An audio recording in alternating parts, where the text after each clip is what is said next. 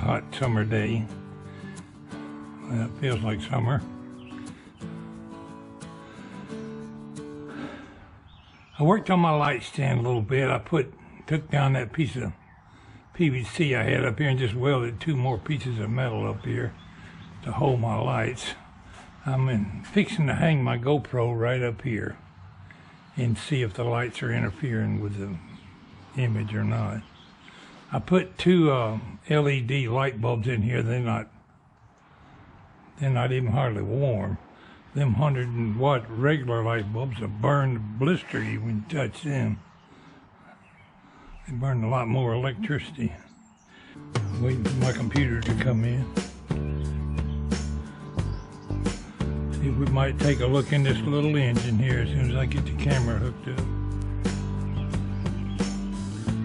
We'll actually dig into there. Let's play with this timing mark a little bit. It's right here, dimple. That is providing I'm able to turn this thing.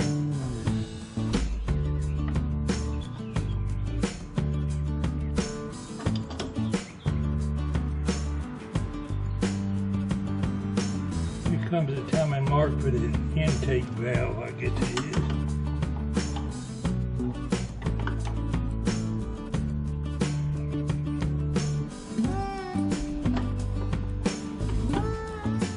Okay, if you'll notice, right here, those 2 dots are lined up.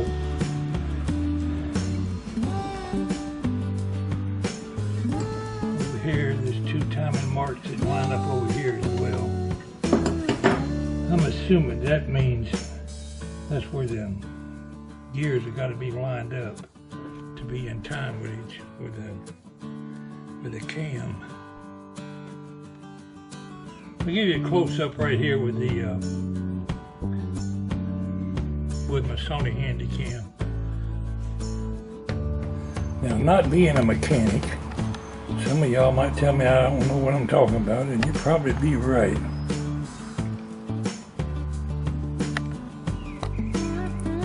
See how those dots are lined up there?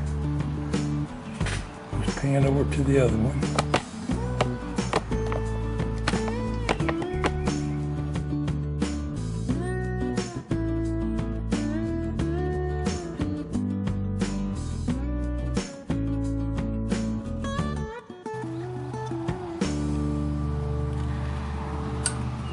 The dimple is right there.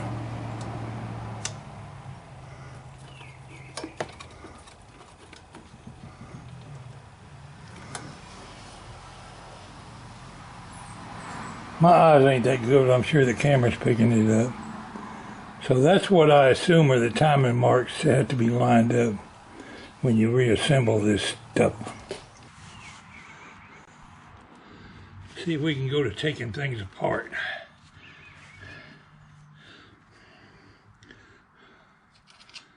Boy, that's a thin little washer.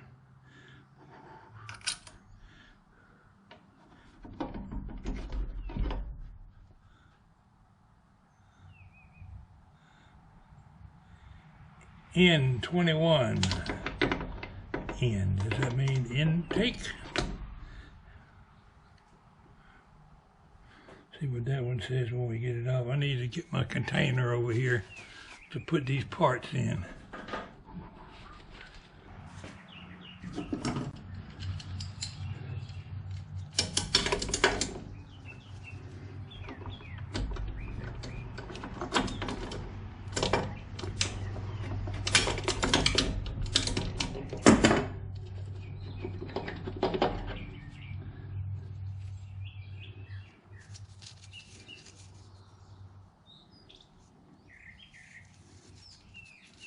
That is chopped all to pieces. Something been grinding like crazy on the bottom of that gear.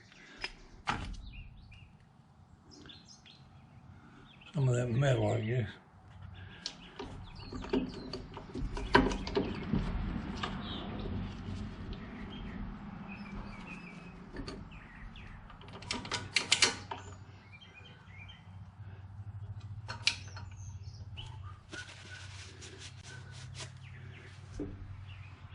Well, there's the rest of the metal I was looking for down in there. Need something to fish it out with.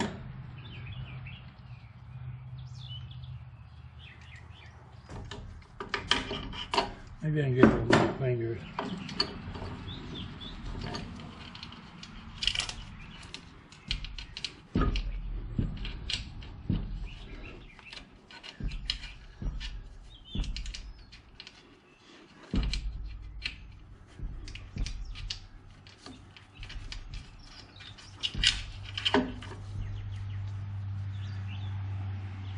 Would you say that's a broke piece? The other one slid in behind the cam. Need a stick.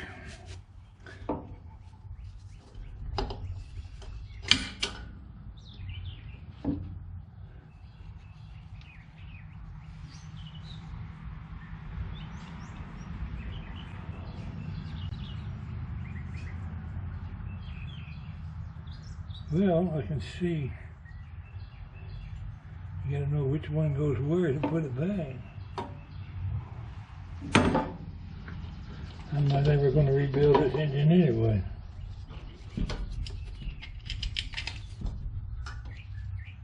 There's I guess a retainer to hold the nut on a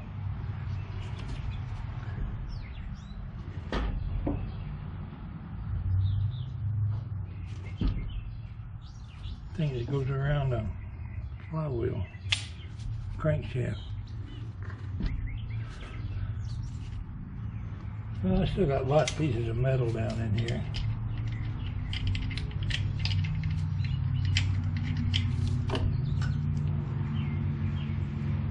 I'd say there's another sizable chunk out of something. The governor that was on top of here was made out of plastic, and I noticed the other day it disintegrated. Let me show you that while I'm thinking about it. See if I can move my camera without getting grease all over it. Anyway, wasted enough time on that.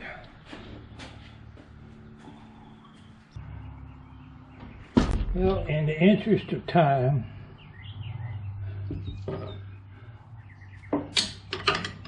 I'm not going to pursue this engine disassembly any farther.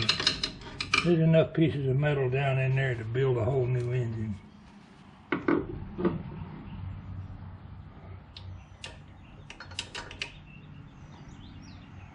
I'm going to quit right there. In fact, I think I'll close it up. I think we'll close it back up. And then what they do when they do an autopsy on dead people, take a look at the ingredients and the goodies, the insides, and take a look at the insides and then sew you back up.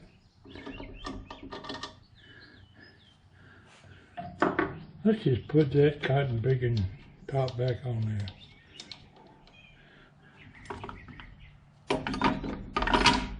Put that in there. Put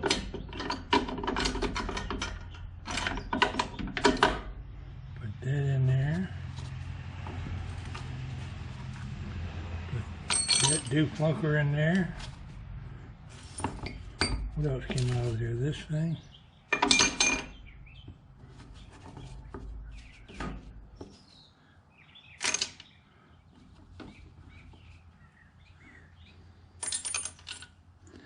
I'm going to say this autopsy is just about concluded.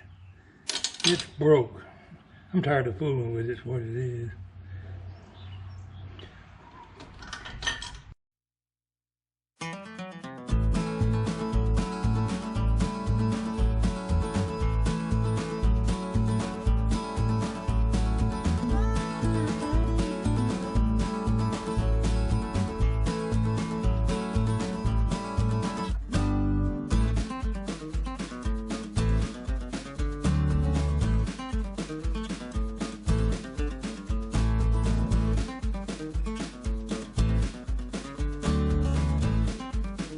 That was simple enough to put back.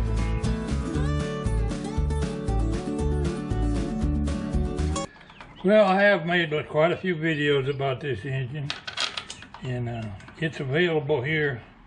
Anybody wants to buy it and rebuild it, I bet you James would sell it to you.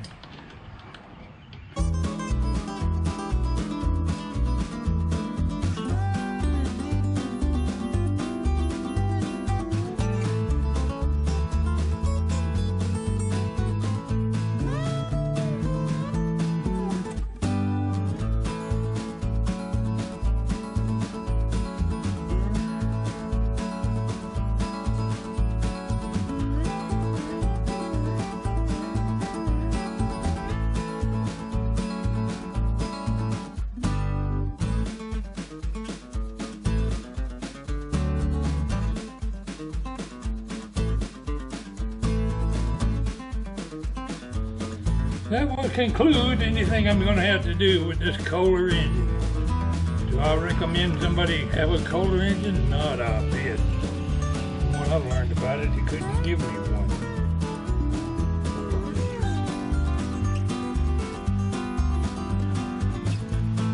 I'm going to conclude my video for today.